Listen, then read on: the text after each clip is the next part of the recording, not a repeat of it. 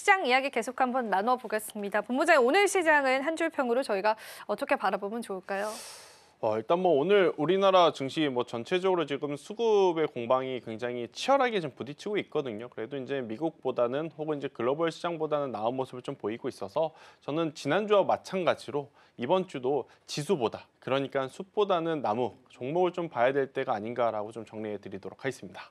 네, 그래도 부정적으로만은 보시지 않는 느낌이 좀 들긴 합니다. 네, 긍정적으로 또 우리가 종목 선별 잘 해서요, 또 시장 대응 잘 해보셔야 될 것 같습니다. 실제 기회는 여전히 남아 있는 것 같습니다. 자, 그럼 오늘의 이슈 한번 열어보고요, 또 바로 한번 테마 이야기 좀 나눠보겠습니다. 자, 오늘 이슈는 앞서도 저희가 이제 예고를 해드렸지만은 너무 무섭습니다, 본부장님. 코로나 공포가 다시금 오는 것 같은데요, 어떻게 보실까요? 일단 지난주 금요일날 미국장 하락할 때 뭐 여러 가지 뉴스가 나왔죠. 이것 때문에 빠졌다, 네. 이것 때문에 빠졌다. 그런데 이제 주말 사이에 이 뉴스가 이제 나오면서 이제 시장의 공포감이 다시금 이제 빠르게 확산이 될 수도 있겠다라는 이야기들이 많았던 것 같아요. 왜냐하면 우리가 한번 지독하게 겪었지 않습니까? 뭐 우리만 겪은 게 아니라 뭐 글로벌적으로 이 코로나라고 하는 어떤 그런 이 이슈를 정말 지독하게 겪었기 때문에 이것이 만약 또 한 번 반복이 된다면 그런 공포감이 굉장히 컸던 주말이었던 것 같아요. 그나마 다행스러웠던 건 어떤 이제 사람을 통해서 매개체를 통해서 확인이 된 것이 아니라 연구진을 통해서 이제 이야기가 나온 것이기 때문에 시장은 조금은 빠르게 안정화를 찾고 있다라고 좀 보시면 될 것 같은데 굳이 왜 이런 거를 저는 좀 소란스럽게 뉴스로 키우는지 잘 모르겠어요. 물론 우리가 알아야 하는 부분 또 이제 이분들도 알려야 하는 부분도 있겠지만 알려주실 부분이 있다면 조금 명확하게 워딩을 좀 정보 전달 위주로 좀 써야지 주말 사이 그리고 장전에 나왔던 다수의 이 관련 뉴스를 보면 마치 큰일 난 것처럼 그쵸? 지금 쓴 네. 것들이 너무 많다 보니 시장에서는 그 반응이 장 초반에 굉장히 이제 크게 다가올 수밖에 없었고 또 이제 아쉬운 부분은 기존의 보유자분들 중에 만약 이 뉴스를 보시고 빠르게 대처하신 분들은 다행이지만 또 오늘 지수가 안 좋으니까 이런 뉴스 플레이가 더 득이 될까 봐 들어가신 분들은 지금 또 꼼짝없이 물린 상황이 되어버렸거든요. 지금 대표적으로 뭐 유투바이오도 그렇고 메디콕스도 그렇고 지금 수젠텍도 그렇고 상한가에 들어갔다가 풀리는 게 사실은 가장 안 좋습니다. 물론 장중에 풀렸다가 다시 상한가로 마감을 하게 되면 굉장히 강한 힘이다라고 할 수 있는데 어떻게 보면 장 초반에 상한가 하지만 장 중반에 풀리고 후반까지 다시 한번 상한가를 가지 못하면 많은 투자자분들의 머릿속엔 빠르게 테마적으로 끝날 수도 있겠구나라는 불안 심리가 커지면서 조정의 깊이가 더 깊어질 가능성이 높다는 생각이 들거든요. 그래서 저는 만약 이 뉴스를 보시고 예전처럼 진단키트 혹은 이제 치료제 혹은 음압병실을 고려하셨던 분들이 계시다면 이쪽은 지금은 아니지 않나라는 생각이 들어요.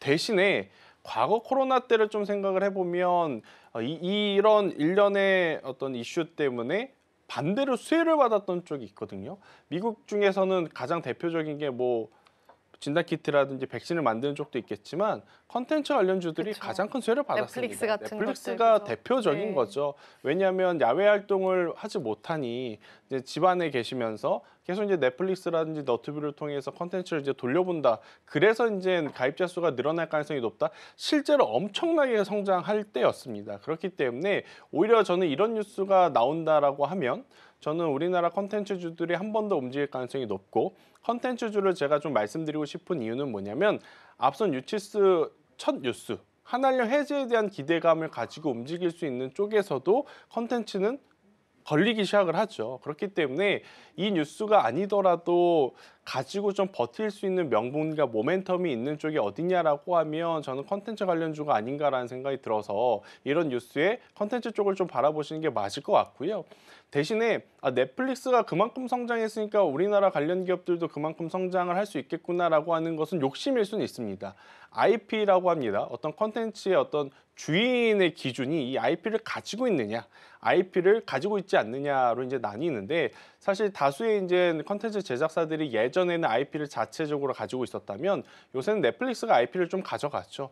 그리고 가져가는 대신 무엇을 해주죠? 금융 치료를 해줍니다.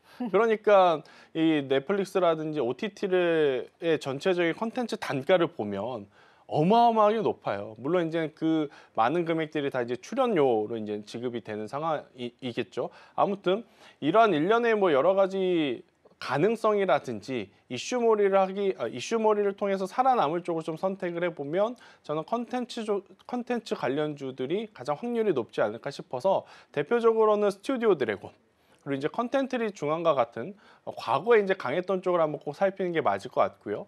또 이제 오늘 장중에 나온 뉴스 중에 일론 머스크 이런 뉴스가 있었습니다. 빠른 시간 안에 AI를 통해서 게임을 또 만들 수도 있겠다라는 이야기를 합니다. 트리플 A급의 게임을.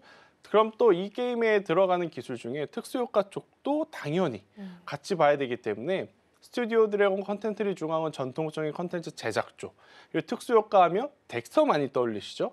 그리고 위직 스튜디오 같은 기업들 떠올리시죠? 이쪽도 한번 바라보는 지금 계기가 될 수 있다 이렇게 좀 보시면 될 것 같고 사실 지금 K 컨텐츠 중에서 압도적으로 IP 힘을 보여주는 쪽이 어디냐면 애니메이션입니다. 아니 애니메이션은 일본이지 왜 우리나라가 왜 그 애니메이션 판에 끼어들어? 또 팡 있죠? 핫쇼핑? 나 팡이래 이제 핫쇼핑. 화상핑. 네.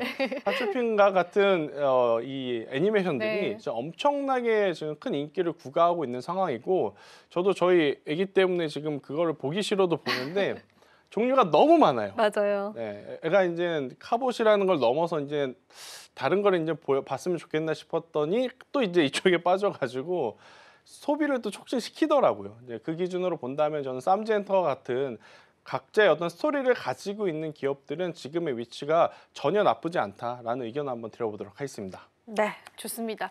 사실 이 코로나 관련한 바이러스에 관한 이야기가 주말 사이에 좀 나왔잖아요. 물론 언론 보도를 통해서 굉장히 자극적으로 또 시장에 반영이 되기도 했었지만 그 내용을 자세히 살펴보면은 연구진 자체도 사람에게 전파될 가능성이 크지 않다라고 언급을 했습니다. 근데 워낙 이러한 이슈들이 또 시장에서는 반응도가 크기 때문에 더 부각을 많이 받는 것 같고 앞서도 말씀해 주셨지만 지금 관련한 기업들이요. 장 초반에는 상한가였지만 지금은 또 그만큼의 조정이 어느 정도 나와주고 있는 상황이라서 굉장히 좀 어려운 투자 전략으로 여러분들이 대응하셔야 될 것 같습니다. 그런데 만약에 우리 투자자분들은 이렇게 이미 또 관련한 기업들을 투자를 하셨거나 이런 분들한테는 대응점을 어떻게 가져가 봐야 될까요? 뒤도 돌아보지 말고 이거는 리스크 관리를 해야 되는 거죠. 아, 그런가요? 그러니까 중국에서도 이게 전염에 대한 가능성이 있다고 나오면 모르겠지만 그쪽 연구진에서도 이게 사람을 통해서 전파된 것이 아니라 다른 이제 어떤 연구 과정 중에서 이제 확인이 된 부분이다라고 했으니까 저는 연속성은 굉장히 떨어질 가능성이 높다라는 생각이 들어요. 그래서 이쪽에 대해서는 정말 뭐 며칠 뒤에 다른 이야기가 나올 수 있을진 모르지만 지금은 관리하셔야 될 것 같고 만약 이 뉴스가 정말로 중국에서 혹은 중화권에서 이슈가 됐다면 지금 중화권 증시 엄청나게 큰 낙폭을 보여줘야 됩니다. 그런데 제가 관련주를 봤더니 관련주도 큰 움직임 없고요. 지수도 오히려 미증시 조정한 것 대비 지금 잘 버텨주고 있는 것이 이제 팩트이기 때문에 속상하시겠지만 저는 일단 이쪽에 대해서는 비중을 빠르게 줄이시는 게 맞지 않겠는가라는 의견 한번 드려보도록 하겠습니다. 네. 사실 이 이슈가 떴을 때 이제 뭐 관련한 기업들에 관한 우려감들도 있었지만 투자자분들께서는 이 부분 때문에 또 투심이 급격하게 꺾이지는 그렇죠. 않을까. 우리가 사실 코로나 때는 정말 V자 반등을 경험을 했잖아요. 그만큼 정말 낙폭이 컸었는데 혹시라도 이 이슈가 부각이 될 경우에 국내 투자자분들의 투심을 꺾일 만한 가능성도 거의 없다라고 보실까요? 만약 꺾인다면 우리가 코로나 때 그 V자 반등을 다들 행복하게 기억을 하고 있지 않습니까? 아마 오히려 네. 이번에 그때 이제 그 V자 반등의 수혜를 못 보셨던 분들까지 이번에는 나도 그야말로 그 V자 반등 열차에 탑승하겠다라는 이야기들이 좀 많이 나올 수밖에 없어서 저는 그때만큼의 낙폭은 나오기가 조금 어렵지 않겠는가라는 의견까지 한번 드리도록 하겠습니다. 네, 우리가 오늘의 이슈는요, 조금 더 두드리면서 시장에서 대응을 해봐야 될 것 같습니다.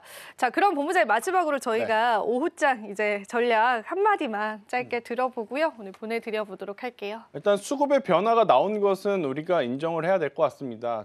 지난주에도 말씀드렸지만 미증시도 하드웨어 쪽에서 소프트웨어 쪽으로 우리나라도 하드웨어 쪽에서 소프트웨어는 아니고요. 다른 산업 쪽으로 이제 수급의 어떤 이 확산이 좀 넓혀지고 있기 때문에 계속 가는 쪽만 바라보는 것은 힘들다. 그래서 이제 반도체 IT 그리고 전력기기 같은 경우에는 관심 있게 보시되 적극적인 투자는 조금 더 주의하셔야 될 것 같고요. 오히려 2차 전지주들의 이제 단기 반등세를 더 한번 기대를 해볼 수 있는 요소들이 많아졌다라는 의견 한번 드려보도록 하겠고, 그 중에서 SAF라 그래갖고 지금 바이오 항공유 관련주들 한번 저는 눈여겨 보셨으면 좋겠다는 생각이 들어요. 트럼프가 어찌되었든 지금 풍력은 안 된다라는 지금 주의 있고, 그런 풍력 대신 태양광이라든지 원전 혹은 바이오 항공유처럼 대체 어떤 에너지원에 대한 이야기들 좀 많이 하고 있어서요. 이쪽 부분 한번 돌아보는 것도 저는 중요하다라는 의견 드리도록 하겠습니다.